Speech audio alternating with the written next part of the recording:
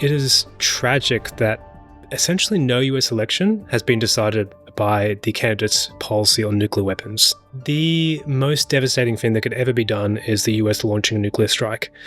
And yet that can be decided by a single person, the president.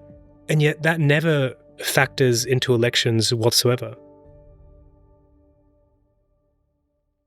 Joining me today is existential risk and societal collapse researcher Luke Kemp. Boy, I bet that's a great way to introduce yourself at parties. Luke is a research affiliate at the Center for the Study of Existential Risk at University of Cambridge. His research focuses on understanding the history and the future of extreme global risks.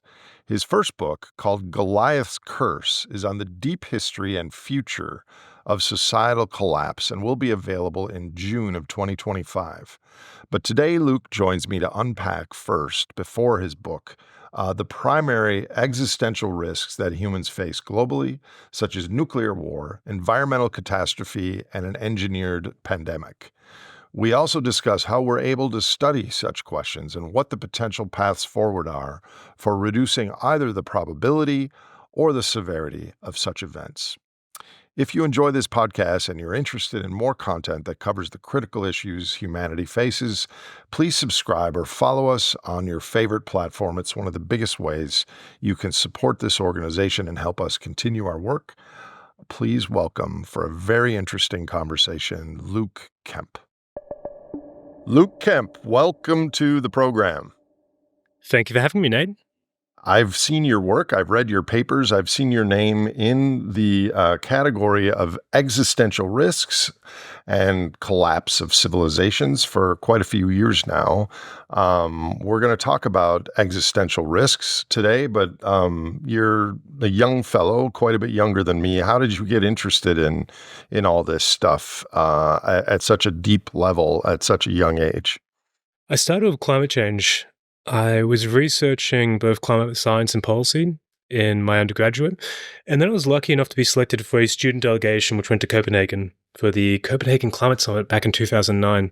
And it was there I saw how politically distant we were from actually having any kind of workable solution. A combination of that and reading Mark Linus's 6 Degrees kind of gave me this crisis moment of realizing both we're so far away from solving this, and additionally it could get so bad. And then, after being focused on climate change, I started teaching climate change science policy. And the students were always dreadfully depressed by the end of the course, as you'd expect. And we always tried to get them at least 1 or 2 uplifting lectures, usually on both social solutions, movements, protest movements, and technical solutions, in this case, geoengineering. And that's when I started reading into all the ways that geoengineering could go wrong.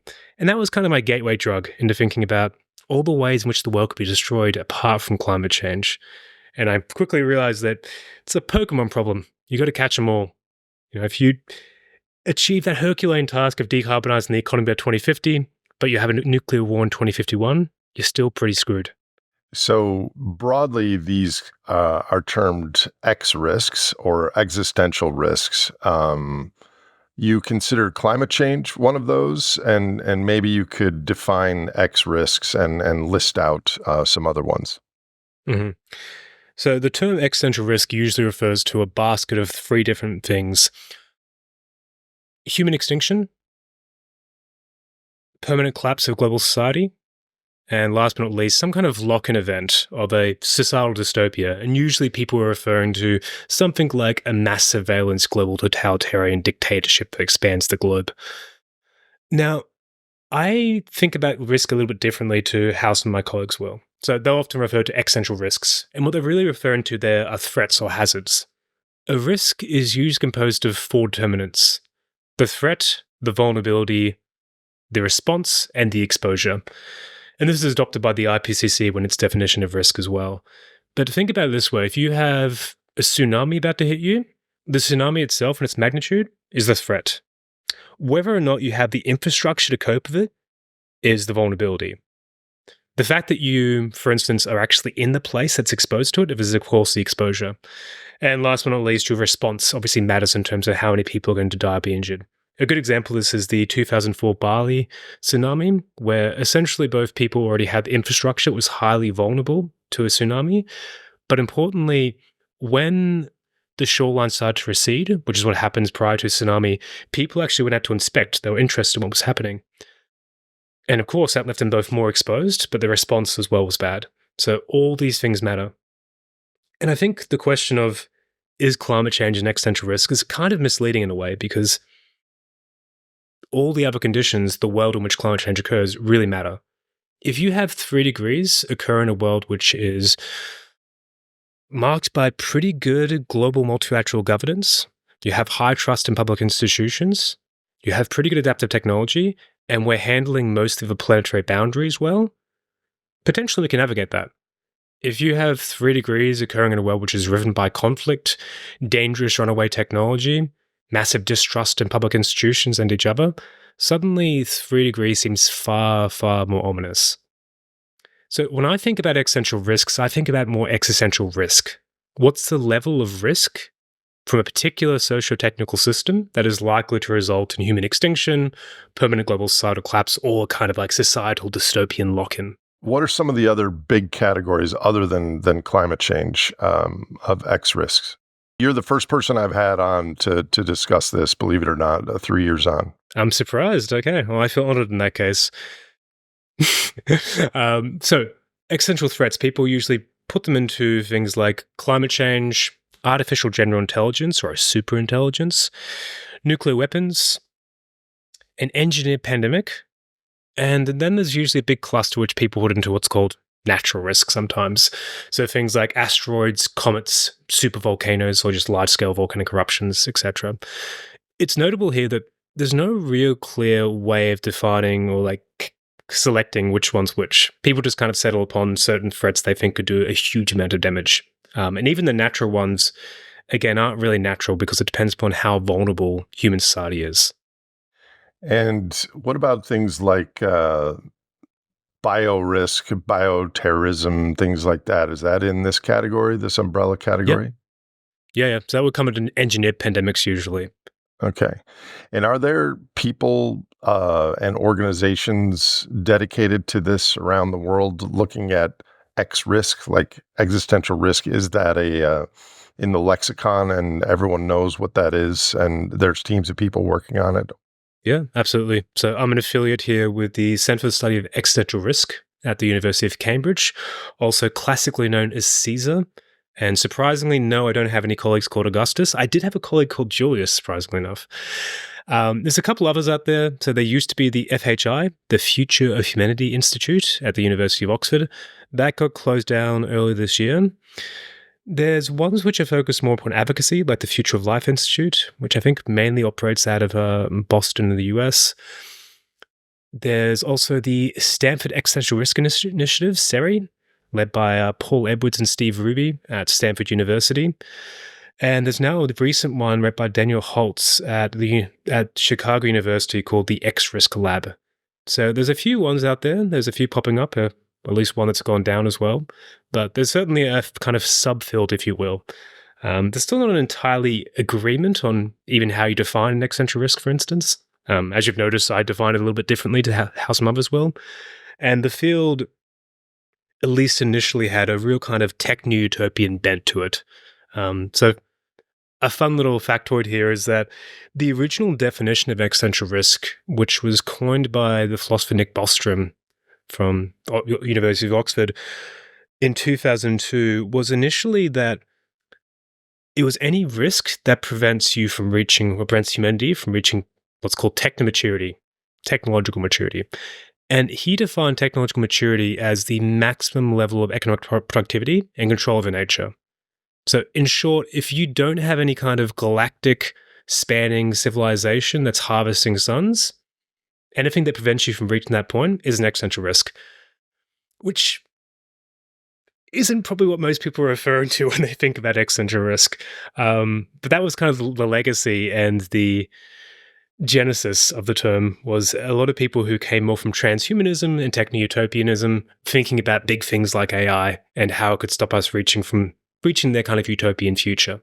But I think it's become much more diverse and widespread since then. There is quite a bit of a schism between the animist and mechanistic worldview and what you just described as the technological maturity of humans versus what others might describe, like last week's guest on the podcast, Bill Plotkin, as ecological maturity. I mean, the conclusions and the filters and the challenges are quite a bit different, though I suppose climate Absolutely. change and some of these other things apply to both categories. Absolutely. I think a lot of this comes down to a matter of values as well. When I spoke about existential risks as being permanent global collapse, human extinction, or some kind of societal dystopia, those are all pretty big values judgments. Most people converge on human extinction being a bad thing. I think most people, but probably a few less, will converge on global collapse being a bad thing. Societal dystopia is a complete value statement, basically. And for Bostrom and many of the other originators of the field, they really had a big value around utilitarianism in particular, that you can kind of boil down value just to more or less human experience, or the very least conscious experience. You can put a number on that, and if you increase that number, it's a good thing.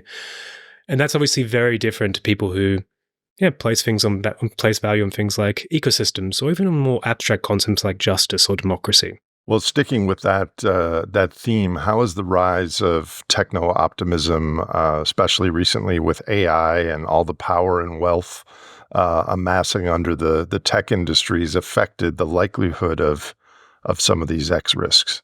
I think we'd say it's the primary driver, if anything. When most people talk about existential risk, everyone seems to more or less agree that the biggest ones here tend to be a whole bunch of runaway technologies, whether it's the combustion engine, nuclear weapons, nuclear warheads, or, of course, potentially AI systems. I actually prefer to take the lead of my colleague Zoe Kramer and talk about automated cognition rather than AI. Important distinction there being that it's not necessarily intelligent, and it's definitely not artificial. But what we're doing is automated different parts of human cognition. So when I use AI from now on, I'll be thinking about that in terms of automated cognition rather than artificial intelligence per se. And artificial intelligence, of course, like big data, was just a term that Silicon Valley used to kind of hype itself to a large extent. But yeah, I mean, technology is key behind why people think that we're living in a particularly dangerous era. And not only is it key to the actual development of these hazards, but it's also, I think, crucial as to why we're failing in addressing them as well. As one example, think about AI. 2 years ago, we had a letter released saying that we should think about AI as being a human extinction threat, just like nuclear weapons or engineered pandemics. And this was signed by a range of AI luminaries, ranging from people like Dario Modi, Sam Altman, and those two are, of course, leaders of some of the biggest companies, Demis Hassabis as well. So those are the leaders of DeepMind, Anthropic, and OpenAI, the biggest developers of AI right now. The funny thing is that despite seeing this as an extinction-level threat, they've actually hampered regulation to address it. So earlier this year, we had the vetoing by Gavin Newsom, the governor of California, of Bill SB 1047, which is going to be one of the first bills to actually actively address and reduce the risk, the catastrophic risk from AI. It's kind of strange when, on the one hand, tech companies are saying, this is really dangerous, this could literally kill everyone. Every single person you know could die due to the technologies we're developing. On the other hand, here's a fairly small level piece of regulation that's going to help reduce that risk, and they lobby against it. So this is pretty emblematic of, I think, the pattern which happens, which is the developers of technology obviously increase the risk by developing this technology in the first place, which is, once again, nuclear weapons or combustion engine. And at the same time, they actually actively lobby to reduce regulation and prevent us from mitigating them. Does it seem to you that on all of these longer-term risks to society, like climate change and the change in the oceans or resource depletion or biodiversity crisis, that there's like kind of a free rider dynamic where people who care about and sacrifice their time and resources to work on these longer term threats get outcompeted by people who ignore, deny, or minimize those threats because it's not a popular narrative? I mean, we see in the this podcast is recorded on October 22nd. We have an election here in 2 weeks, and all the the surveys are the economy is number one and in the voters' minds, and climate change is way down the list. That's like a human thing. We care about the present moment. So are the existential risks and the researchers like yourself working on them, are we just immediately at a disadvantage to people who poo-poo or dismiss these risks? To a certain extent, yes. If I chose to, say, for instance, work with the military, I could automatically earn a lot more money and have a lot more job security. If I was working in the fossil fuel industry, once again, a lot more job security and a lot more money than if I'm working on existential risks, even at a very prestigious university. So in general, yeah, you're probably going to take a hit doing this. And you see this even with climate change, right? If you choose to do the right thing and actually become a protester, there's a good chance you'll go to jail. And at the very least, you're not going to get paid very well for it. On the other hand, again, if you're working for a fossil fuel company, whether that be as a lawyer or even a miner, you can get very handsomely rewarded. I have some friends in high school who work in some of the Australian mines, and they get paid. Essentially, I get paid in 3 years in the space of half a year, more or less. So unfortunately, morality doesn't always pay. And yeah, I think there is this simple matter here of being outcompeted by those who aren't so risk adverse. So let me ask a related question. Of all these organizations you mentioned, where you're working at Cambridge, you mentioned one in Boston and Stanford. Do you find a commonality in the personality and temperament of people that are working on existential risk? Because I know people looking at limits to growth and overshoot and oil depletion. My friend Tom Murphy of Do the Math podcast did this survey and found they were all, I think, predominantly a one type of Myers-Briggs personality type. I think it was INTJ. Is there any commonality either in ethos or temperament or personality leanings that you've found?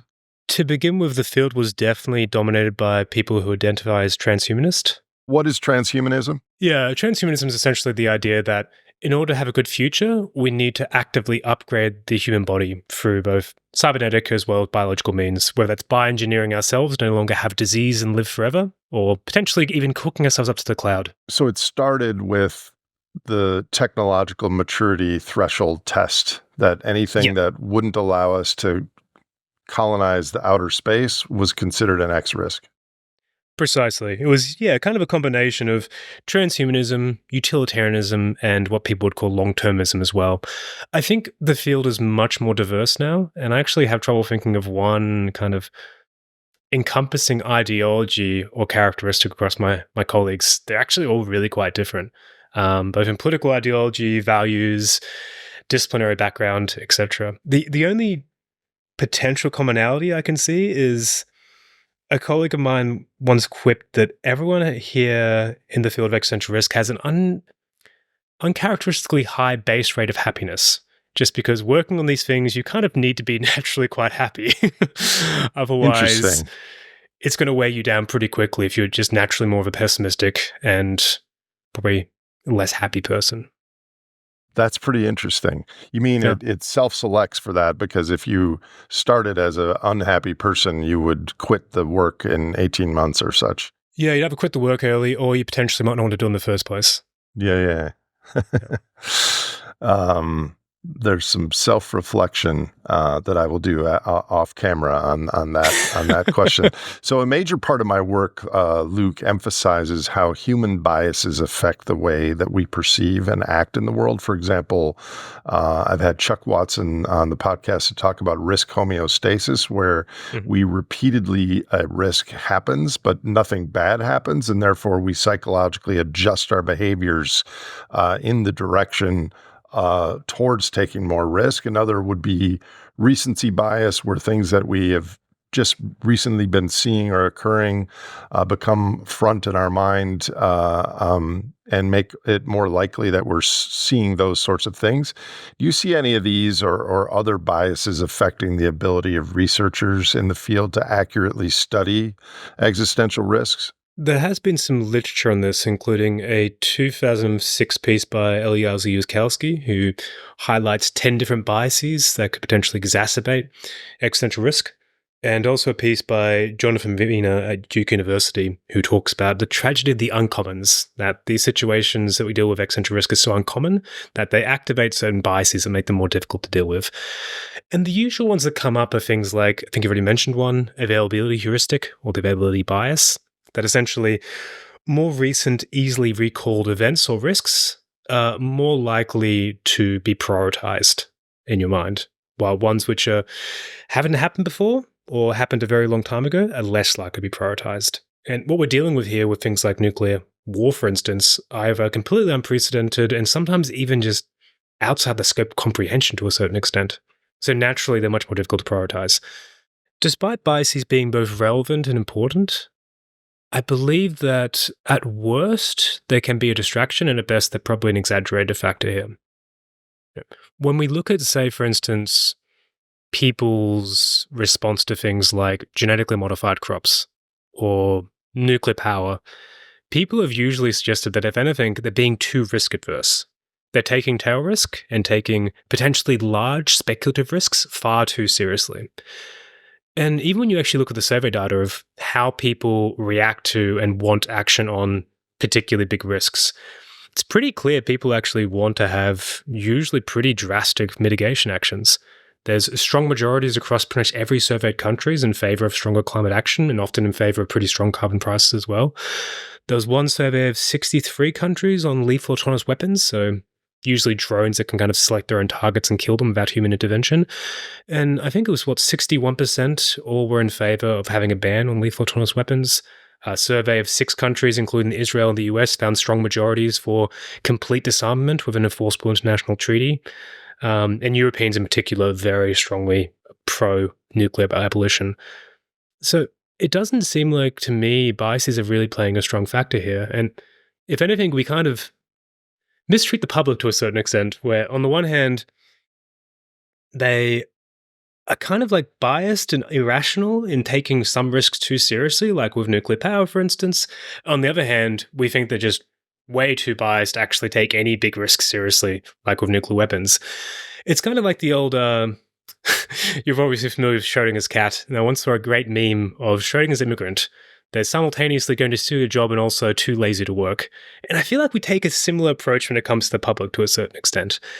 And when I actually think about things like climate change, it's pretty clear that biases haven't been the key factor as to why we're not acting. It's the fossil fuel industry. Let me ask you this.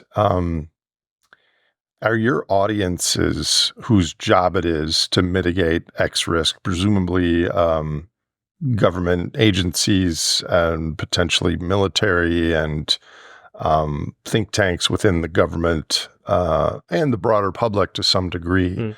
But the people that are leading those efforts, aren't they generally, and I'm naive here, I'm just asking the question, kind of left-brain, siloed, reductionist mindsets that help create these X risks in the first place? Generally, yes. Isn't that a strange paradox? Yeah, and I think it explains a lot in terms of the incentives. I think for most of my colleagues, it's not so much that they're necessarily left-brained or anything like that. It's, I think, largely a matter of incentives, that both getting a grant is far harder to do if you're pitching a really complex topic, or if you're, say, for instance, espousing eco-centered values.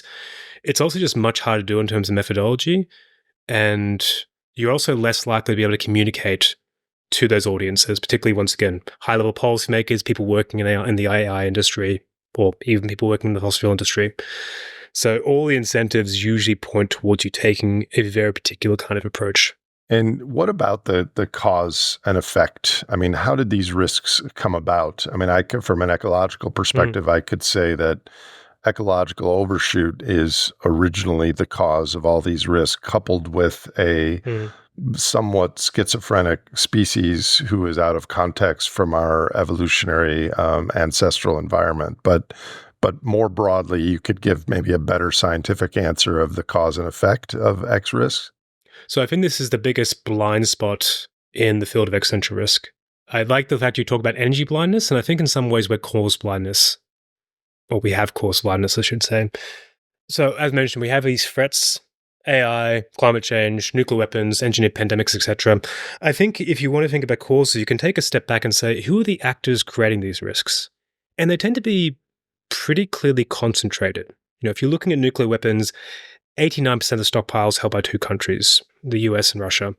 If you're looking at climate change, what is it? Roughly 10 countries, if you're counting the EU as one country, are responsible for over 80% of global emissions. So this is just the power law of energy use, yes? Roughly when it comes to climate change, yes. But for instance, when it comes to nuclear weapons, there's no clear reason as to why two countries should have most of the stockpile. And yet also, same thing happens with AI, for instance. If you have a big fear about building superintelligence on silicon, then there's only really three big companies you should be worried about right now. Anthropic, OpenAI, DeepMind.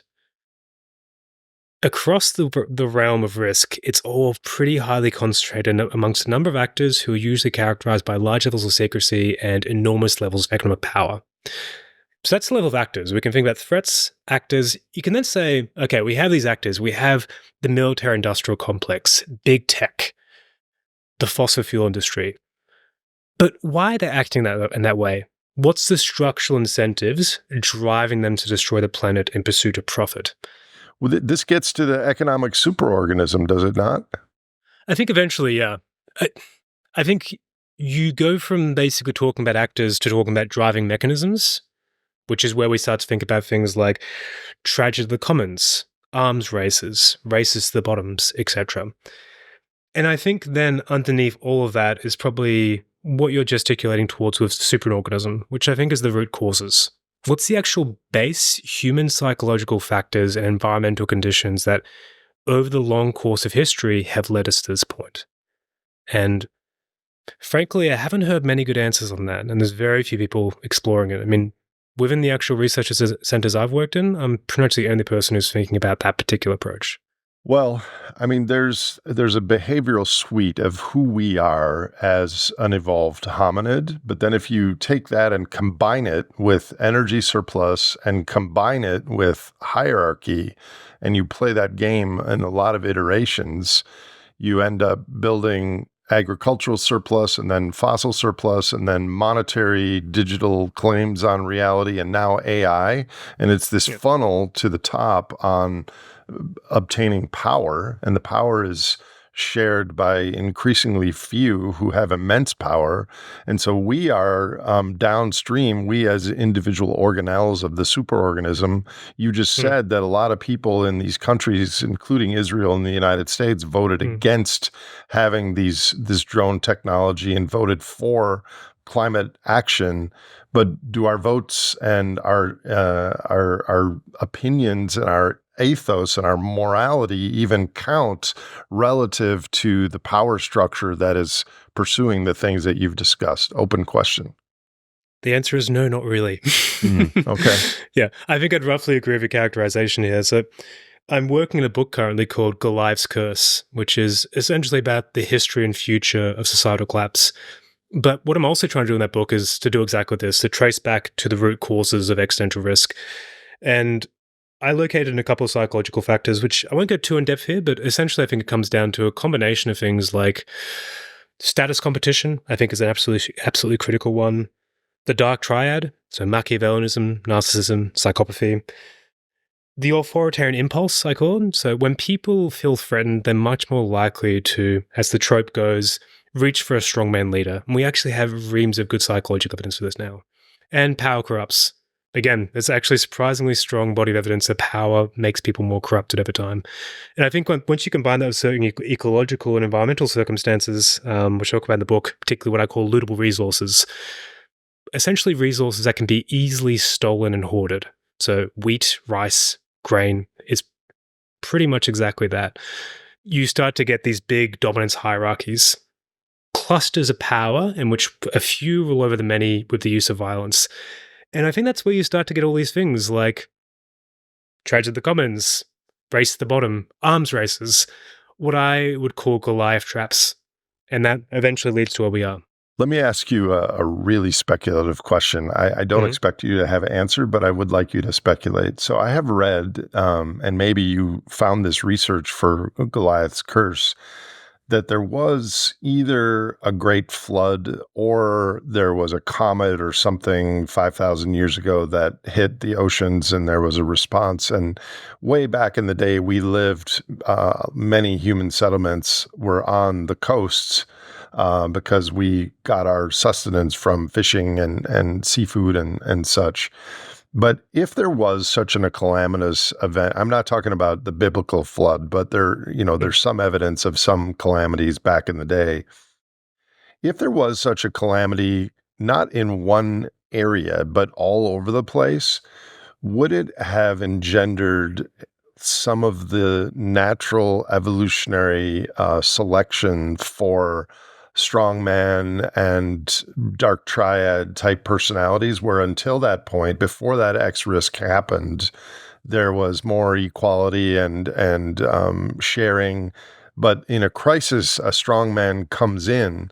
So first of all, what's your comment on that? And second of all, if we have one of these X risks manifest in coming decades that doesn't result in human extinction, but that is pretty bad, does it actually favor those sort of humans in a selective way? Totally speculative question, but this is your field, so I'm asking your opinion.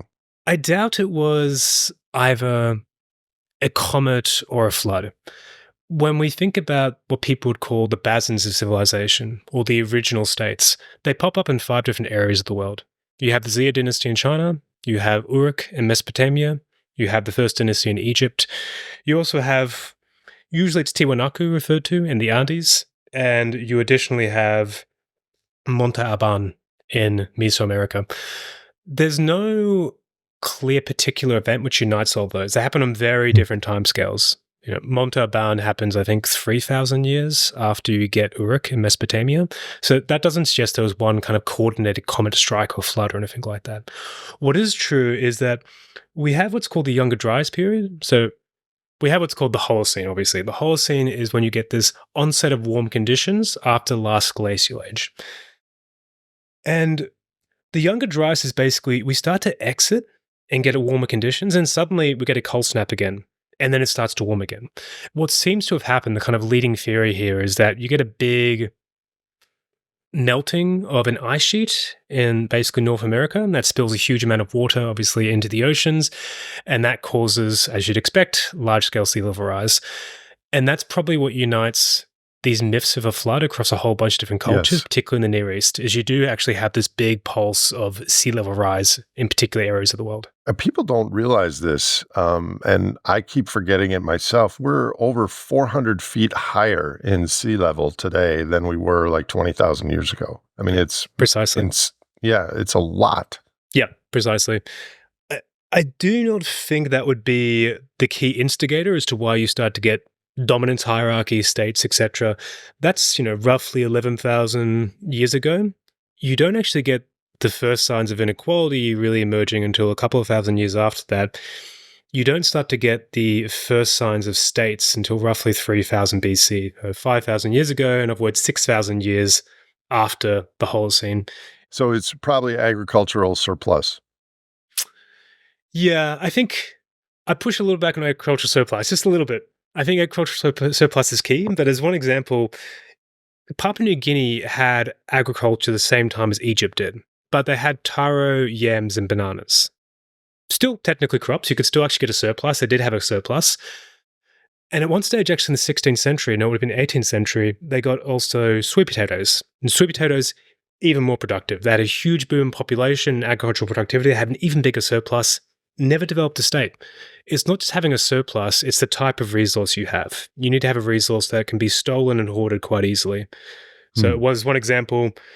There's groups along both the northwest coast of the US, basically along Canada all the way down to California. And additionally, when the first European explorers arrived into the US, they found hunter-gatherers in modern-day Florida who'd basically built mini kingdoms. They had a king, they had a full-time military, they did human sacrifice, they had kind of built-up settlements, etc. And that was largely based upon fish. If You can either build fish courts, or you have large, huge bits of runs of salmon that come from a river, and you can catch them en masse and smoke them. You start to get a resource that can be hoarded. You start to get a surplus, more importantly, that can be hoarded. And that seems to be the ingredient for a dominance hierarchy rather than a surplus per se. That makes a ton of sense.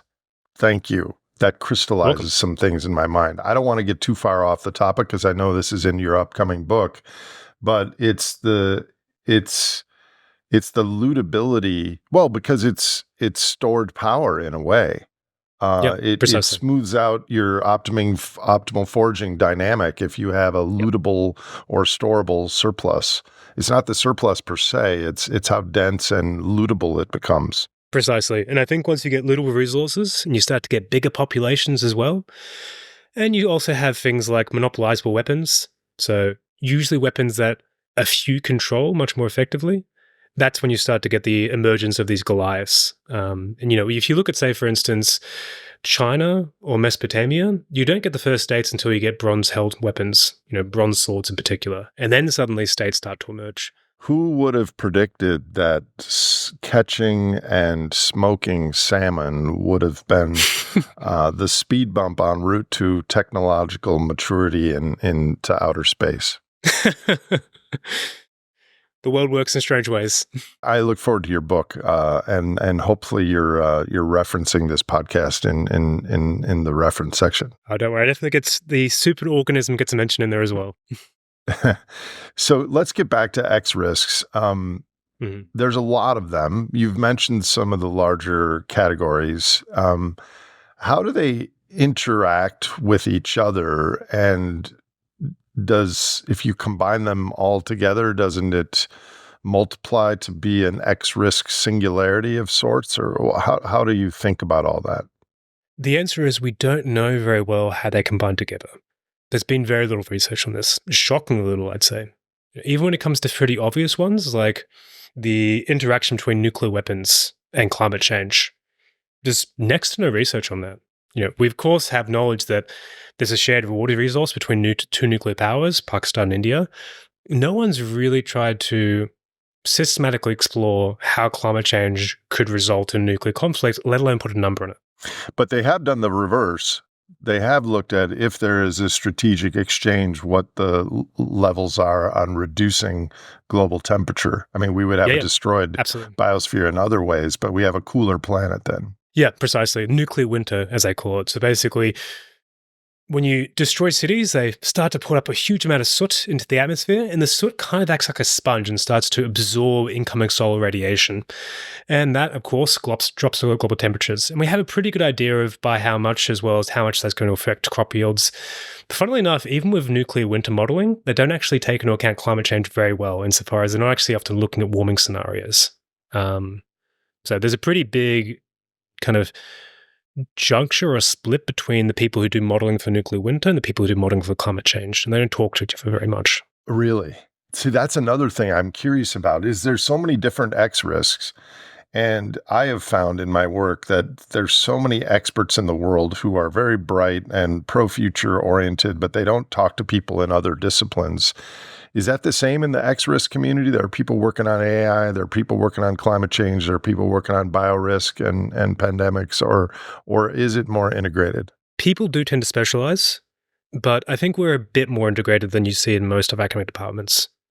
So at CSER, for instance, I have colleagues working on AI, we have ones working on synthetic biology, we have ones who focus mainly on philosophy. It's a pretty big mixture, but by having them all in one department, people do tend to talk. We have collaborative projects, etc. That's awesome. And that's impressive. Yeah. And there's a few people who I think do try to take this much larger view. For me, my main background was originally climate change, but I really try to actually work across areas as much as I can now. Lots of people in AI think that AI will actually be a net positive for drawing down carbon. I'm just wondering what your view on the interrelationship of those two X risks are. Yeah, so I think AI acts as an accelerant. When we think about all the different things we're worried about, say, for instance, climate change, nuclear weapons, there's already pretty clear ways in which people want to apply AI to essentially accelerate and expand the risk. Fossil fuel companies are already employing different AI-focused companies that will use machine learning to better locate and extract different deposits of oil, gas, and coal. Likewise, if you're looking at nuclear weapons, there's already been a few different scholars in the US proposing the idea of having a system which essentially has more or less an automated response to any incoming strike. So there's already a system called the dead hand system in Russia, where essentially if the headquarters stops broadcasting a signal, a missile's fired over the top of Russia. And that missile sends out a whole bunch of radio signals that basically activate all the other intercontinental ballistic missiles, all the other nuclear warheads in Russia, which then get fired off.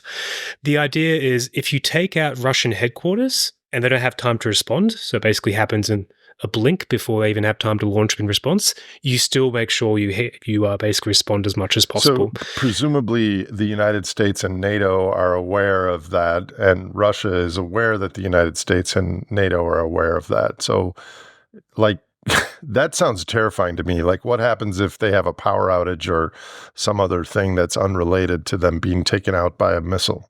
Yeah, I mean, I presume that centers would have almost certainly their own individual backup energy supply. But of course, if you have something like a solar flare or a Carrington event, right, exactly. An electromagnetic storm, yeah. See, that's what I mean. Like, how do these X risks overlap with each other? I mean, presumably, as climate continues to warm, it's going to make all these other risks more acute, I would think.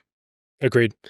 For me personally, one thing I want to do in my future research is essentially create a kind of doomsday model or map where you start to try to map out the interconnections between these different things and think through what are the key leverage points to actually reduce most of them at the same time, as well as how do you build resilience to particular pathways towards catastrophe.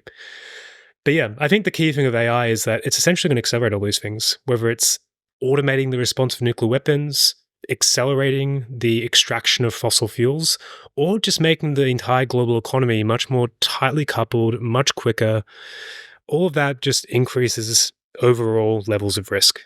So you mentioned this earlier. I assume you are such a personality that is generally happy. But the more that you dive into this, the more you're like, holy crap. Have you had many of those moments? Like, you were aware of climate change, but now you're unpacking the onion and seeing all the different layers. Yeah, absolutely. I think, as mentioned, I had a moment of crisis when I first started to realize both how bad climate change could get and also how far we were away from political managing this. I think I had another one when I first actually encountered the very notion of existential risk and thinking, oh, wow, there's things like nuclear weapons.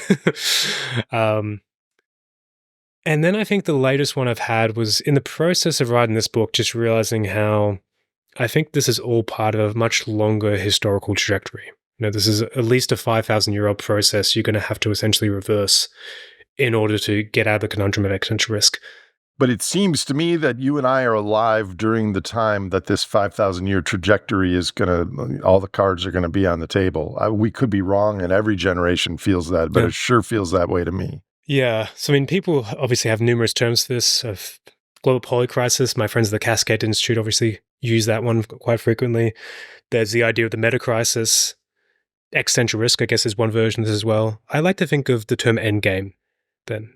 In an endgame of chess, it's usually when you're making the last few moves before either it comes to a draw or checkmate. And I suspect we're entering an endgame here as well, where the next few centuries, probably the next 2 or 3, we're going to reach a point where either the system self-terminates or you have radical reform for it in some way. I think the next few decades, if not the next few years, because, I mean, something that's probably not well understood in the X-risk community is the extreme monetary overshoot with respect to our underlying ecology and energy stores. I mean, you could argue that we've always had 10 years of oil resource reserves available, but we have 10 times the amount of monetary claims versus those reserves that we did 20 or 30 years ago. And I think the debt overhang in the United States and in the world triggers all kinds of others of these scenarios, which is why I refer to as a great simplification, which doesn't mean human extinction, not by a long shot, but it does mean an end to our current cultural and institutional arrangements. So is debt in the financial system included in some of these scenarios that you work on, or only indirectly? As mentioned, right now, no one's really connecting these things together in general. I mean, even when you think about planetary boundaries, there's not a lot of work that actually connects the different planetary boundaries. There's some nascent work, particularly some of my colleagues at the Possum Institute who are working on tipping cascades.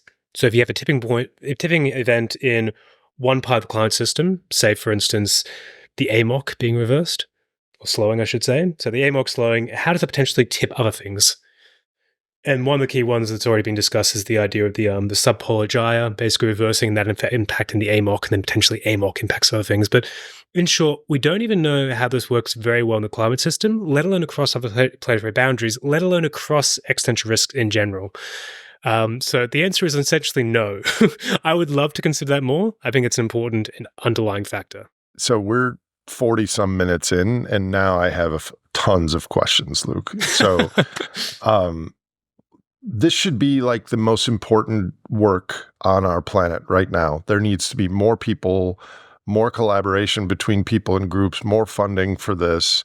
But I sometimes wonder here's a couple questions. One is, in the same way that our voting and our incentives and our own ethos and our own morality as organelles of the superorganism don't do much to change the power structure, is all the best information in the world on X risk going to change the power structure and the metabolism of those billionaires and trillionaires to be that are trying to get AI and more conquest and dark triad and all that? Is it just more information that won't be used, or is it potentially going to be used? And here's a part two question. In the, I think you wrote a paper looking at the potential of catastrophic risk on climate change, intervening with solar geoengineering with stratospheric aerosol injection. So the response to some of these existential risks in turn might create another existential risk. That's a big question. So I'll pause here for your speculation. And we could have podcasts on each of those two questions individually. Yeah. Take your time. On the first, information by itself won't do anything. Yeah. But information can be power, of course. And for both myself and for most of my colleagues, we're not really content with this just being simple navel gazing. We want to make sure our research has some kind of impact in the world.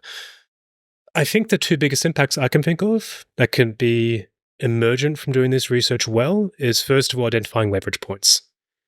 As mentioned, if this is risk emergent from a single system, you want to know where the best bang for your buck is. Where's points in the system where you can have a policy or an intervention that are going to reduce multiple risks at the same time, and are basically going to be the most effective way to use your resources. And in particular, if we are going up against adversaries and industries who are far more powerful, you need to know what the leverage points are. You don't really have the comfort to rely upon wasting resources. Secondly, is, I think, essentially providing, if you will, ammunition, or at the very least resources for people who are already working on things like this. Advocacy groups, for instance. I see a lot of this as simply being scaling up of existing approaches and the expansion as well. We already have, say, for instance, the divestment movement in climate change, and that's been remarkably successful in some regards. Obviously, it still has a long way to go. But we don't have divestment when it comes to a whole bunch of other things, like with AI, for instance. We do have the Don't Bank on the Bomb campaign, which is related to nuclear weapons, but I'd love to see a movement which really pushes for divesting from all sources of existential risk. Make sure sovereign wealth funds and pension schemes don't invest in any kind of industry or actor that is contributing to existential risk in a significant way. But climate change is contributing to existential risk, and fossil fuels contribute to climate change, but fossil fuels also power our civilization and expectations. Yeah, I mean, most of these things are what people refer to as dual use. But that being said, people want energy. They don't want fossil fuels necessarily. And even if we want to have, really high energy return investment, that comes with fossil fuels. Even then, the fossil fuel industry clearly has done the wrong things repeatedly here. They had evidence that climate change was going to occur back in the 1980s. They intentionally buried that evidence. And this just runs the spectrum of how risk producers work. Likewise, when it comes to what are called novel entities, so things like microplastics, PFAS, etc., 3M and DuPont, the two major kind of conglomerate chemical manufacturers of novel entities, they had a whole bunch of very good evidence back in the 1970s of how PFAS can potentially be cancer-inducing, carcinogenic. And once again, they buried the evidence. But not to defend any of those organizations, but is it the fault of the people in the organizations? Is it the fault of the organizations themselves? Or is it the fault of the structure and the hierarchy and the incentives that were created before? And I mean, to me, that's the real leverage point, but it's so locked in that there's no way to change it until we experience one of these X risks. I mean, I mean, it's too bad that we couldn't, like, when there's a lot of snow in the Swiss Alps, they have those avalanche guns that they shoot off and they create little mini avalanches instead of the real big one. It's too bad we couldn't have some metaphorical equivalent of that on some of these X risks. Ideally, yes. Unfortunately, we do not. Right, exactly. As to who do you blame? I mean, ideally, all three. I'm a big fan of hate the game and the player. In this case, we do still need to hold people accountable. It also just sets a horrible precedent if fossil fuel executives and generals know they can essentially do whatever they want, and it's okay because ultimately it's not really their fault. They're working under structural incentives. No, people need to be held responsible, particularly when they're doing things that can plausibly and with foresight destroy the world. But yes, ultimately, we do also want to work on the structural incentives. We want to work on the root causes as well. So I would think about this in terms of if you have this chain of causation for existential risk from threats, producers, drivers, root causes, you probably want to have interventions at every point. And some of them are going to overlap as well. So to me, one of the key ones for root causes would be if this is really about dominance hierarchies and the way they select for certain types of individuals and certain types of behaviors, then you need to start democratizing more institutions. And that becomes something you can do both with the producers, it becomes something you can do to actually address the underlying drivers, and there's a whole bunch of different interventions you can do which can support that as well. So I don't think it's as simple as just picking one area. I think you need to have a suite of different interventions. What were your 4 categories? The threat, and then what were the others? Threat, producers, drivers, root causes. Yeah, and so the threat of climate change is going to be experienced differently all around the world. There are some countries, some regions that this is truly existential in coming 50 years. In other places, like the United States and Canada, it won't be great, but it won't be terrible. So when you think about it, I mean, it truly is existential risk to some places, and it is just a risk to others. So how do you navigate that? Yeah, this is where obviously the element of exposure comes up when you think about risk. And as you mentioned, for Kiribati or Tuvalu, this is going to be existential within the century for them. How do you think about it? I mean, you can think about it in terms of justice. Obviously, it's deeply and jarringly unfair that the communities who contributed least to the problem are the ones who are going to suffer the consequences most quickly. You can also think about it in terms of, as mentioned, causation. Like the ones who are exposed right now by really just bad luck are going to be the ones who also just have the least ability to address it at this stage. As you mentioned, the US is going to be one of the ones most buffered from the consequences, but they're also the ones who can probably change the trajectory of the carbon pulse right now the most. I'm not putting you on the spot because there's no real answer to that question. So get back to the double whammy question that I threw at you. My worry / prediction is that eventually humans, government leaders around the world, will have no choice but to recognize the severity and urgency of global heating, and we will do things. We will have to do things, and one of the things on the menu is the aerosol injection. But then we have something called termination shock, which you might want to explain. But how do you then weigh the risks between different X risks? Mm. Are your viewers going to be familiar with stratospheric aerosol injection and the notion of geoengineering in general? Excellent. That saves me a lot of time. So, as mentioned, if you have stratospheric aerosol injection, there are potentially going to be new risks you create. Myself and my colleague Aaron Tang back in Australia, we did a paper which tried to explore what are the potential catastrophic risk contributors from stratospheric aerosol injection. The two major ones we came up with were, as you mentioned, termination shock, but the second one that's least discussed actually is political attribution. Once you put in place a stratospheric aerosol injection system, and particularly if it's done just by a single country or by a small group of countries, every single extreme weather event that happens thereafter, there's going to be a question mark as to whether that was caused by it. And of course, even if you have a good attribution system, misinformation, disinformation, there's going to be a pretty good number of people who are going to doubt whether or not it was in some way caused by the system. The scope for having political fallout and conflict due to that is enormous and difficult to address.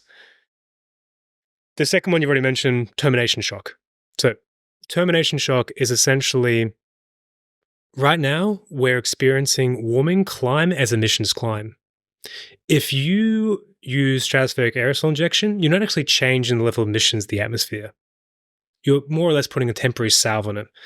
And if the system ever gets knocked off, either intentionally, you're deactivating it due to political conflict, or unintentionally, say for instance you have a nuclear war or a large geomagnetic storm which knocks the system offline, then rather than the warming creeping up slowly over centuries, so you get, say, 3 degrees over 2 centuries, it essentially comes back all very quickly. Aerosols have approximately an 8-month half-life, which means within about 2 years, most of it's already gone. Well, it's just a dumb idea then, because that implies that civilization will last indefinitely to keep the aerosol injections going. I mean, that's just a non-starter. For most proponents of aerosol injection, they would say they see this as being a temporary fix. It essentially is buying time. So you can either switch to renewable energy and or have large-scale negative emissions. That sounds like a very human thing to say. They are human after all. I think the way of thinking about this is what you're doing is you're not actually reducing the risk per se, you're changing the risk distribution. The average actually might actually be better depending upon what your view of future existential risk is, but you're definitely inflating the tail. So if something does go really wrong, once again, like a nuclear war, an engineered pandemic, anything that's large enough to knock the system offline to keep it off for a while, suddenly the risk becomes much larger because you also get termination shock. Rather than getting 3 degrees over the space of centuries, you get in the space of a decade or so. So I think it changes the risk distribution, and it becomes a matter of pick your poison. Recently, I don't know how up on the TGS episodes you are, but I had Corey Bradshaw on from Australia, who said at 3 degrees Celsius, we will lose 50% of species on Earth. I had Johan Rockström on. I had Stefan Rahmstorff on recently, Leon Simons, all who are very, very worried about climate change. You, in your past academic research and your personal interest, have studied catastrophic climate change and looked at the scenarios and discovered that there has been a profound lack of research within the climate community on some of these scenarios. Why do you think mainstream climate research have kept away from studying these sorts of scenarios? There's a few reasons. First of all, international agreements like the 2015 Paris Climate Agreement channel scientific and policy attention towards lower level warming scenarios. So 1.5 and 2 degrees in particular. Those are, after all, the goals of the Paris Agreement. And if you're trying to get a grant, then tying it to the Paris Agreement and the mitigation goals is a good idea. Secondly, the climate community has an unfortunate culture of erring on the side of least drama.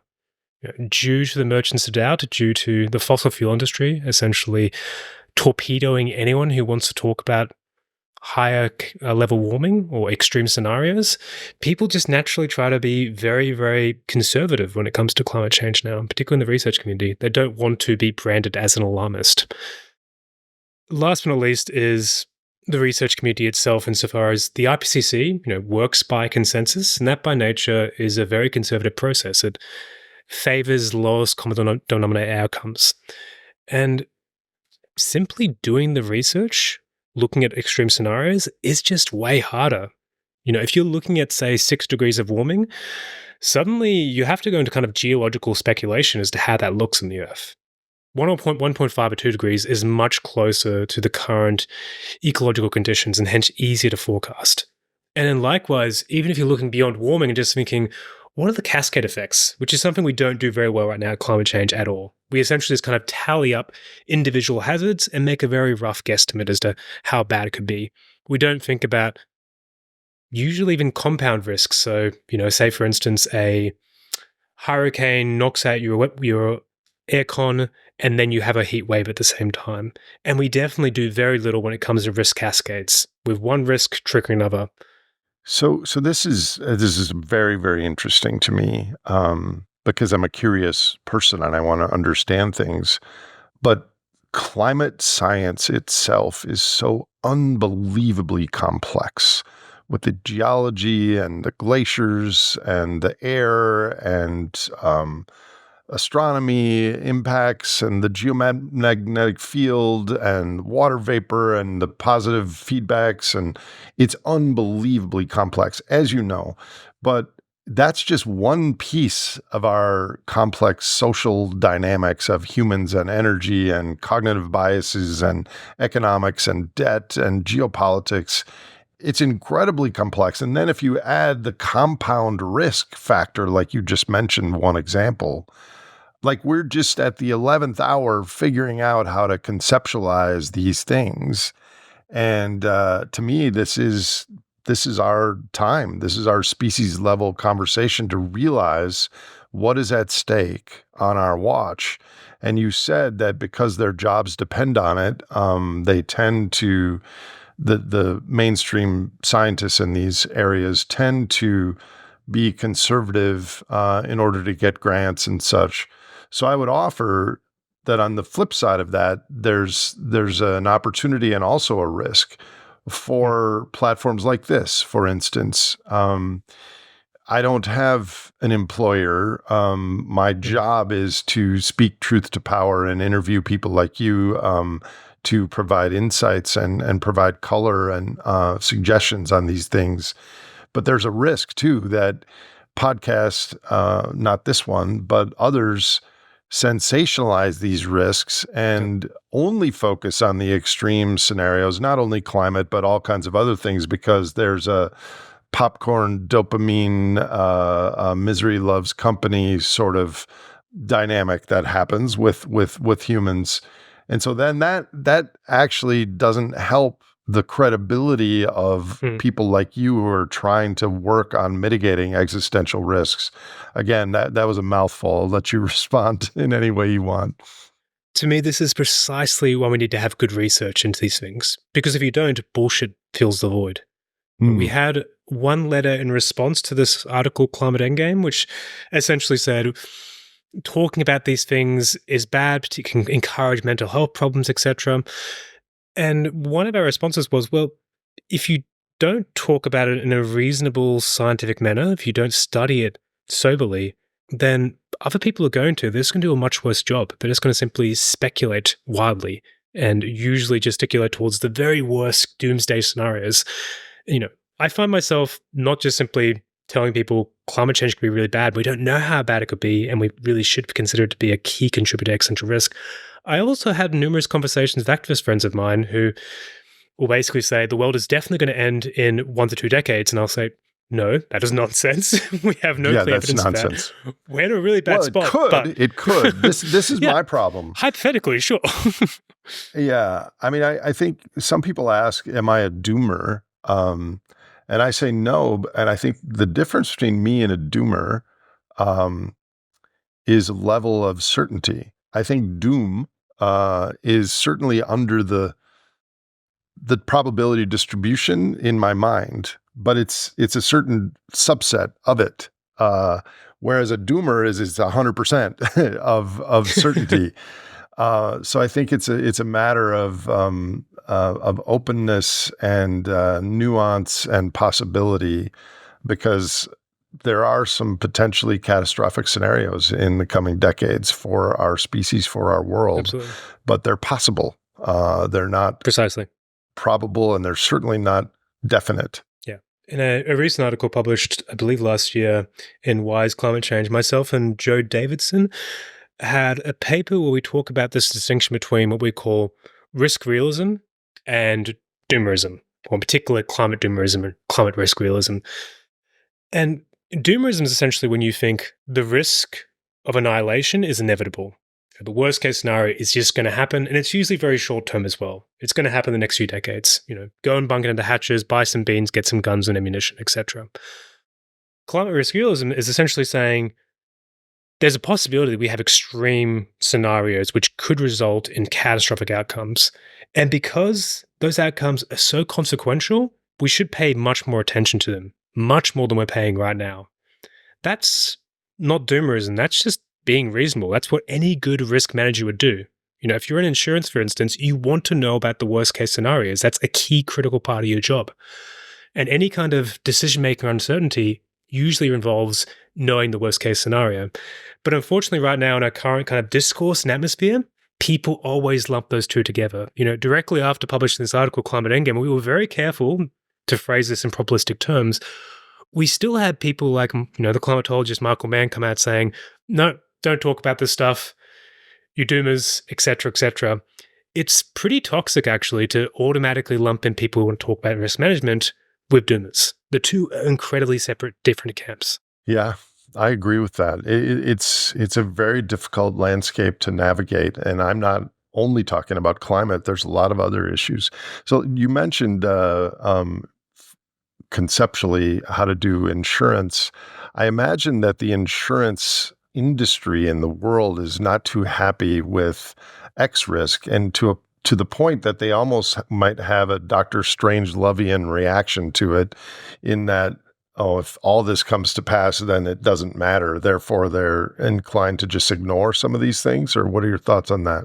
So in the wake of publishing Endgame, actually, the most receptive audience probably had were people working in the actuary and insurance businesses. Okay. Just by nature, it's kind of speaking their language, and most of them are just kind of like, wait, you aren't doing this already in climate science? You're not taking a risk management perspective?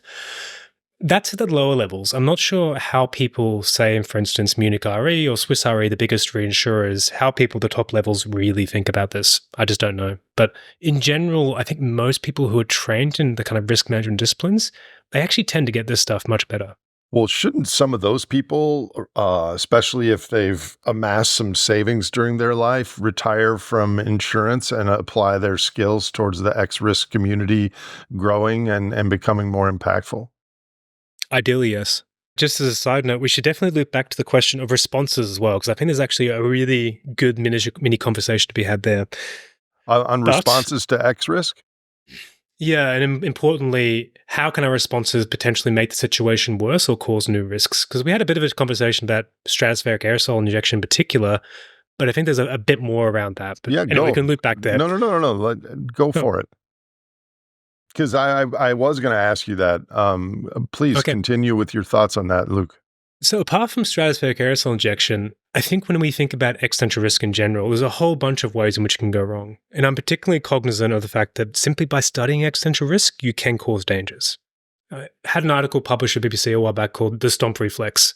This is what we refer to as information hazard, that you can't say something because then it becomes a self-fulfilling prophecy? Yeah, so Nick Bostrom had the notion of information hazard, which is essentially any kind of information that can do harm, essentially. So, a classic example here is if you release the genomic sequence for a virus and there's technology to potentially recreate that virus, the information by itself is potentially dangerous. You don't want people having access to the genomic sequence of smallpox, which is technically already out there. But anyway. Thanks for just sharing that information hazard, but go on. I mean, the thing is, if you are a highly dedicated terrorist who wants to destroy the world, the barrier and roadblock at this stage is not going to be knowing whether the smallpox virus is out there. already know, basically. I think we get a bit too caught up in this. It's actually much more, I think, about resources and capabilities. But anyway, what I'm talking about here when I refer to stomp reflex is slightly different. It's Stomp, S-T-O-M-P? yeah, so think stomping down, stomp reflex.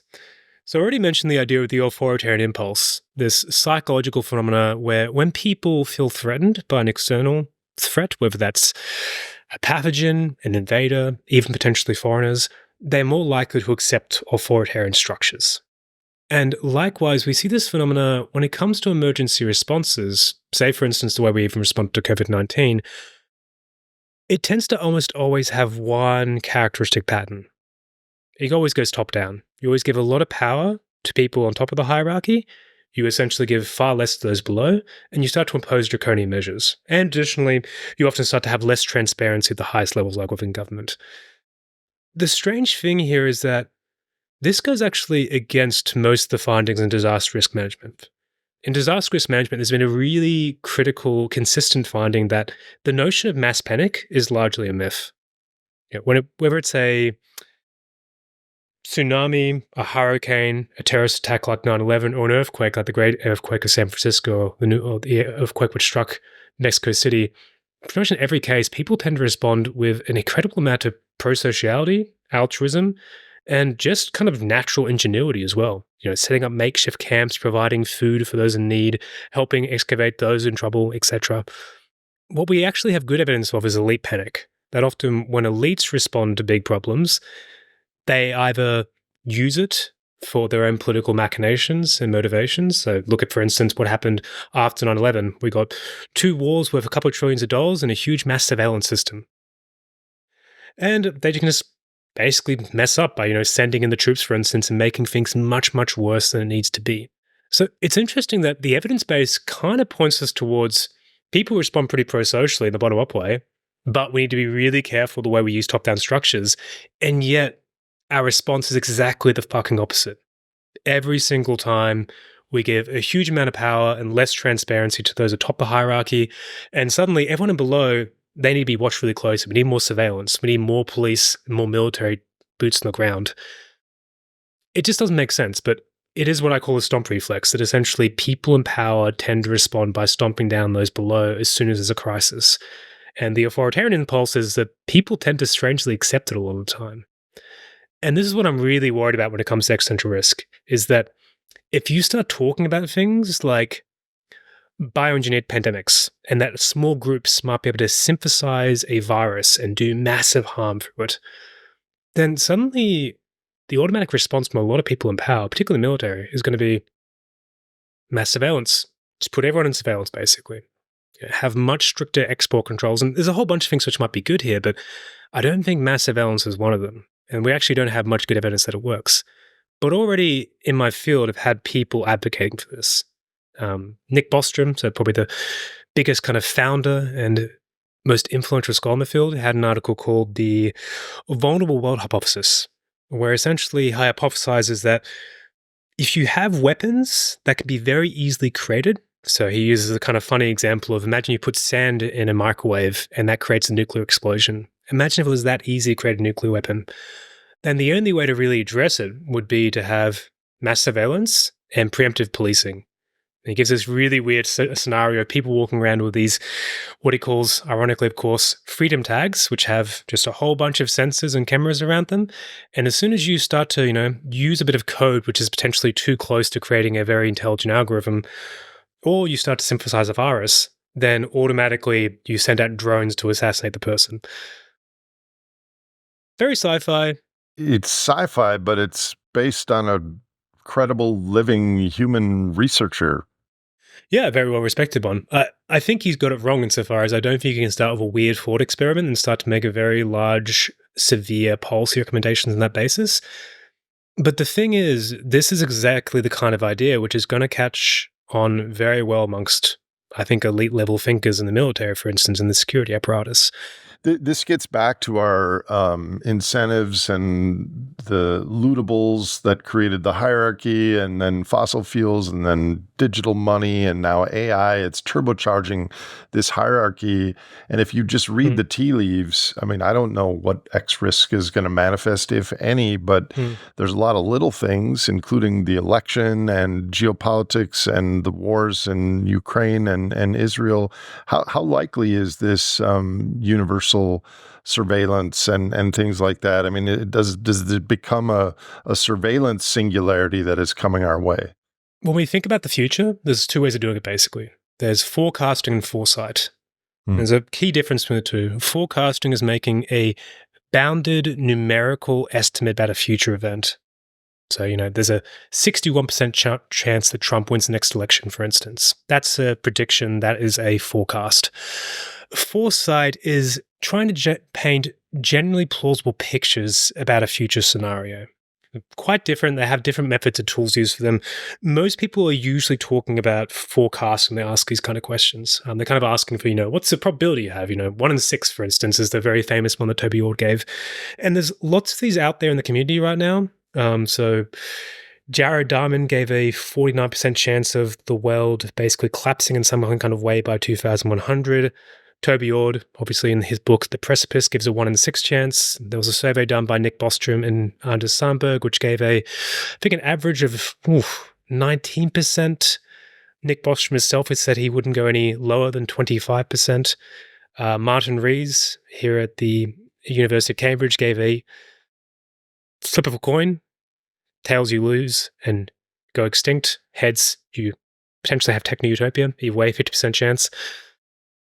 So there's lots of different estimates out here. The thing is that I wouldn't put any stock in either of them. When it comes to forecasting, it tends to work best for having really clearly defined simple problems. Like, for instance, who's going to win the next election? Or who's going to win the next Oscar?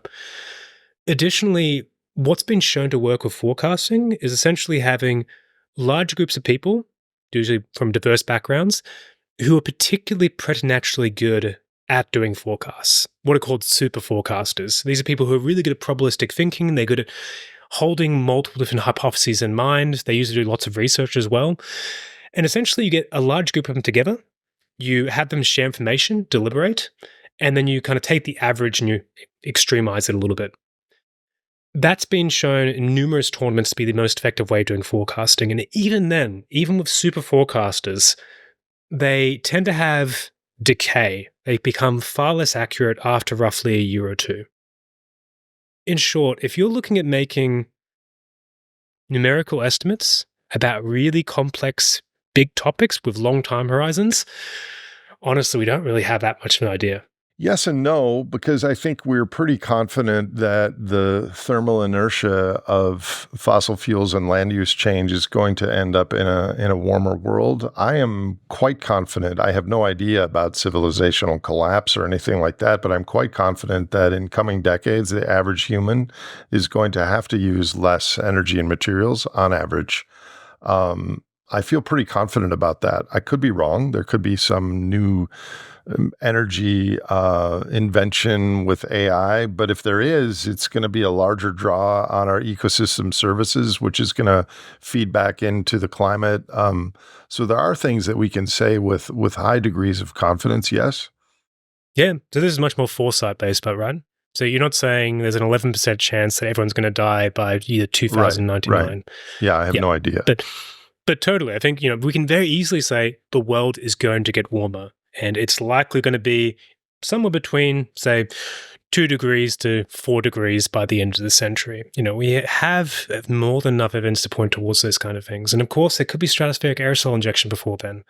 But nonetheless, we can paint some pretty plausible pictures. And likewise, I've already said earlier in the podcast, I think our current system and the way it produces risk is likely going to self-terminate or be radically reorganized within the coming centuries. Pretty confident in that. I wouldn't put either really high confidence kind of numbers to it at all. And I think this is where it gets dangerous. When people hear numbers, they anchor in it really heavily. Well, it's not only numbers, but it's also time, because you just said centuries. And when you use the word centuries instead of decades, it's almost like as unbelievable as a leprechaun, because it's so far in the future to not be emotionally plausible to me or my children.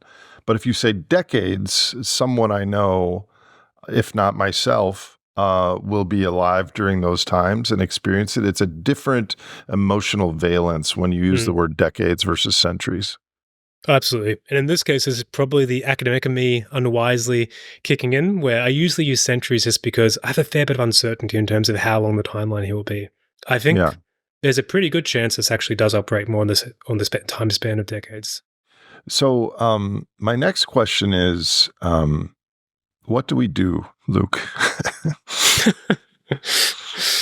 Leave the easy ones to last, Nate.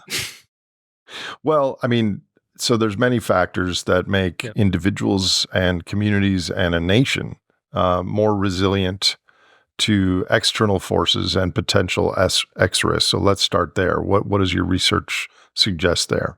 So one of the strongest piece of evidence we have, both from disaster risk management, so looking at modern day disasters, but also looking at some archaeological case studies, is having more inclusive institutions tends to make societies more resilient. How do you find inclusive institution?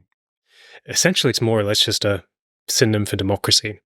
Having more people involved in decision-making, having a wider distribution of decision-making power. So there was some research done by a guy called Peter Peregrine at Yale University. He's an anthropologist, and he tried to look at what's called the late antique Little Ice Age, which is basically this period which roughly coincides with the demographic collapse of Rome. And it's a pulse of cooling caused by volcanoes across the Northern Hemisphere. And he took, I think it was 22 different societies across the world. So hunter-gatherers in Ontario, for instance, Montauban, one of the first states in Mesoamerica, as well as Rome. And he tried to both create an index for how much they changed socially. So was there a population collapse? Did they reorganize themselves politically? Did they have disease, assassinations, etc.? And also how much cooling they encountered.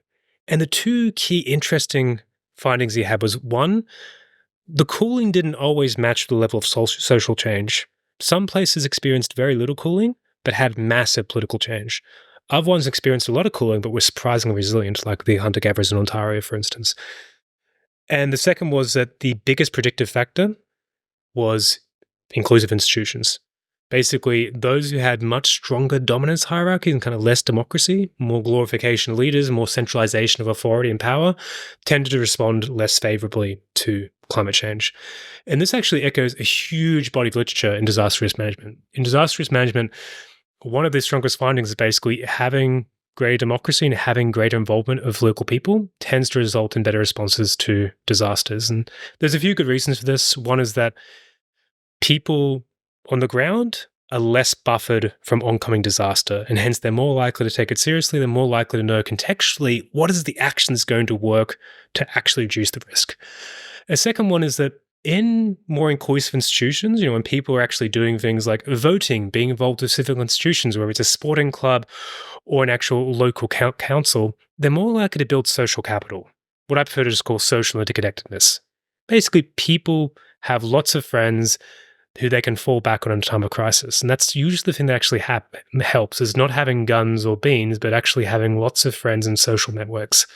And last but not least, I mentioned super forecasters and the fact that, having super forecasters, big diverse groups, exchanging information and kind of taking the average, that tends to result in better judgments. And this is actually incredibly common, whether it's in foresight, for instance, the study of collective intelligence, even within computer science, or the study of deliberative democracy, is that having bigger, more diverse groups almost always results in better group judgments than having an individual make a decision. So I think on top of that, there's simply democracies are going to, on average, make better decisions than autocracies will. Thank you. Double clicking on your middle point where you said that social connections are really important. Social connections are non-lootable, right? It's a form of capital that you can't loot like smoked salmon or beans. Yeah. Have you thought about it that way? Actually, surprisingly not. So that's actually a good little prompt. I mean, there is some evidence that social connections are partially hereditary. Obviously, if you're born to a billionaire, you're likely to have a whole bunch of social connections that your peers from the lower classes will not have. But nonetheless, they can't be easily looted per se. Well, there's they only can so be many hoarded, self-protection though. hoard. They're Yeah, hoardable but non-lootable. I'd agree with that. Yeah. Yeah. I think, the way I phrase this within the book is that most forms of power can be hoarded in some way. But it's not until you get economic power in particular that it's highly fungible. Once you have economic power, you can start to pay for your own private military, for instance. You can start to pay for lobbying, or even, in the case of Donald Trump, going for a president yourself. That's what really changes in the whole scene, is you start to get a form of power that can not just be concentrated by itself, lootable resources, but can be exchanged for all the other sources of power we know of in the world. Information power, control of information, control over people, control over violence, and control over decision-making. So for people working at institutions or in government or just people listening to this show, what recommendations do you have for them along the lines of X risk?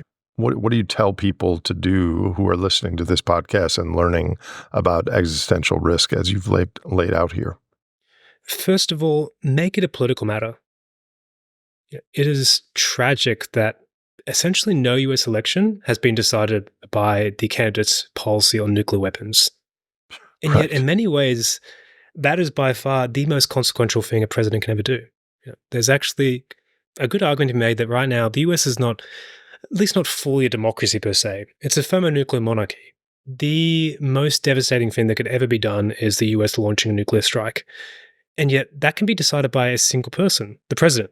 No democratic deliberation or approval required. And yet that never factors into elections whatsoever. And likewise, if you're really worried about climate change, that should be one of the deciding factors for your vote. In general, people, when casting a vote or thinking about politics, existential risks should be one of the things that's forefront in their mind. And because of that, I'd say, think politically. Think about who you're voting for and think about who's going to do the most to reduce catastrophic risk. Have conversations with people as well. I've been both kind of horrified and also surprised by how few of my friends even know the basics of how nuclear winter work, for instance. If you're going to be living in a country like the UK or the US, which have this nuclear stockpiles, you should know what nuclear winter is. That's just a basic duty as a citizen. Apart from that, there are individual actions you can take as well. As mentioned, there's things like divestment. You can make sure that any money you have invested, whether it be in a pension or in the stock market, is not going towards key producers of risk. Right now, there's no one who's doing work on actually making sure a portfolio is kind of completely divested from risk per se. We have ESG, environmental, social, and governance ones. We have obviously client divestment, but nothing on, in general, X risk. That would be cool to see in the future. I'm skeptical on that one because there's direct X risk that people are investing in. But if they divest from that, then anything they put it, like Home Depot and Walmart aren't creating X risk, but a lot of the things they sell ultimately lead to the superorganism and global heating and excess emissions and consumption because everything is compounded and intertwined. Oh, yeah, absolutely. But I'd see this more as reducing the, if you will, X risk intensity or even the carbon density, for instance, to your portfolio, rather than just simply saying, I'm not going to be contributing to X risk at all, because that's, as you mentioned, more or less impossible. If the entire system, if this is a systems level phenomena, is producing catastrophic risk, well, you can't really divest from the entire system, unfortunately.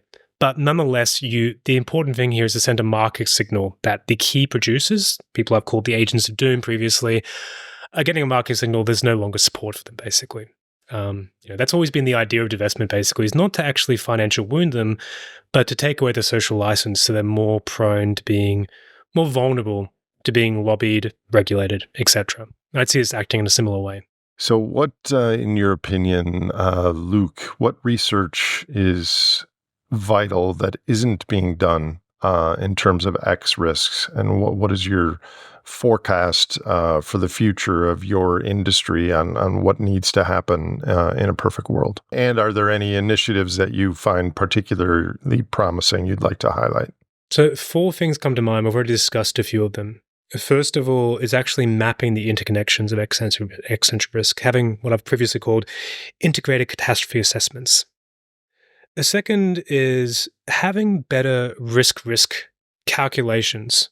So basically trying to think through, if you do some kind of reaction or policy response to an existential risk, what are going to be the risks that's creating? And how do you potentially balance and make a decision? A third, I think, is looking at the root causes. As mentioned, there's very few people thinking about this causally. People almost always just focused upon an individual hazard, whether it be creating a safer version of automated cognition or trying to reduce nuclear weapon stockpiles. And those are useful interventions. I'm not saying don't do that, but the root causes, I think, are the main game and the most neglected one at this stage. And last but not least is, I think we need to have both better research, but also just a lot more soul searching and forethought about how we do our research and who we work with. A very large number of my colleagues work very closely with DeepMind, Anthropic, OpenAI. I had a number of work in the military as well. And there's a big question of, is this potentially doing more harm than good sometimes? Is working with the key risk producers potentially giving them both legitimacy, but also potentially corrupting the researchers to a certain extent? We've seen this when it comes to food research and security, etc. It's really hard to separate your research and your ideas away from the people who are funding you. Yeah, I think there's a third risk you didn't mention that's the biggest of all, which is you're creating an antidote. You're creating antibodies in Anthropic and the other places because you're studying the risks that they're providing to society, and you're sharing those with them, and therefore they're mitigating those things themselves so that they're not recognized as risk. I would think that would be the biggest. Yeah, potentially as well. Yeah. So, expectedly, I have way more questions than I was able to get to, and we're nearly out of time. So I'm going to have you back. Absolutely fine with that. Before I do that, you've watched my podcast. I do have a few personal questions outside of X risks, but just living during this age of the great simplification and meta crisis, or whatever your label is. As a human, a young human, what personal advice do you have to the listeners of the show who have listened to a lot of my episodes and now this on X risks, some things that they didn't know, which are quite frightening? What sort of advice do you have to individual humans? I'd say, first of all, take a Hippocratic oath of sorts. Try to minimize the amount of harm you're going to do with your career and with your life as well when it comes to this end game. I think there's a great temptation right now to become, say, for instance, a machine learning expert. But there's also going to be a much better chance that you end up, of course, getting employed in big tech, for instance.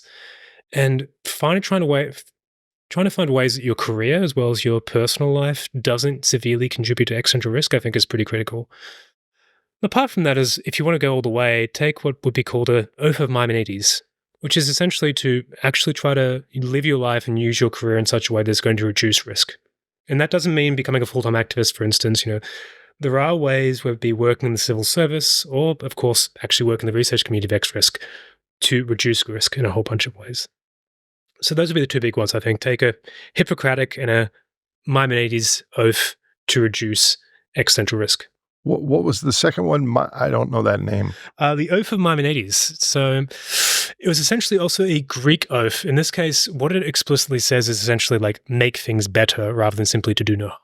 What do you care most about in the world, Luke? So I thought we're just having like a normal, easy conversation, Nate, and you're just like throwing these things at me. Okay, what do I value most? Consciousness, sentience, the actual ability to experience. If I was to go deeper than that, because I think this is true for most people, even if someone says something like love, it's ultimately the ability to actually feel and experience love. It is consciousness. I mean, that's the very basic fabric of reality. But one thing I don't think is mentioned enough, particularly in my own field, is justice. I think the key to actually getting out of this endgame and to reducing existential risk is justice. And I think when you think about existential risk, when you think about this global system producing it, it is fundamentally built on injustice. It's not just the executive making a decision to lobby the government to increase fossil fuel subsidies. It's also the miners who are often working in incredibly poor conditions and getting underpaid. Not so much in Australia, but elsewhere. And likewise, even if you look at, say, nuclear weapons, again, there's miners working at the front, digging up plutonium, often in terrible conditions. And it's indigenous communities being displaced and often killed every day to allow for more land that this global Goliath can eat up. So for me, justice is absolutely critical, not just to the human experience, but to existential risk. And not just the human experience, but the non-human experience. What about the millions of other species and trillions of other animals and organisms on the planet that have no say in our existential risk mitigation or cause? Yeah, precisely. And for me, this yeah. is actually one of the most important reasons to reduce existential risk. For a lot of people, this ends up just being a numbers game. That reducing existential risk is important because there's lots of people, and ergo, it's a good thing to do. And more importantly, there'll be lots of people in the future. There was a very famous thought experiment provided by Derek Parfit of imagine you have a 1% chance of nuclear war, a 99% chance of nuclear, sorry, a 1% chance of nuclear war, a 99% chance of nuclear war. Oh no, sorry, I'm getting it totally wrong. I'll just replay all of that. A nuclear war that kills 50% of the population, a nuclear war that kills 99% of the population, or a nuclear war that kills everyone. Where's the biggest difference there? And Parfit somewhat counterintuitively said the biggest difference is between 99% and killing everyone. Because if you kill everyone, you're also killing all generations to come. And of course, there could be, particularly if you go off Earth, billions of those. And look, there's a value to that. There's a value of thinking about this in a kind of cold numerical fashion. But to me, one of the reasons I want to reduce existential risk is because it's kind of part of a redemption story for humanity. For the last 5,000 years, we've been a bulldozer, not just to each other, but to every other form of life on this planet. And we don't get the chance to become good stewards or to redeem ourselves for the past unless we, of course, continue and unless we transform.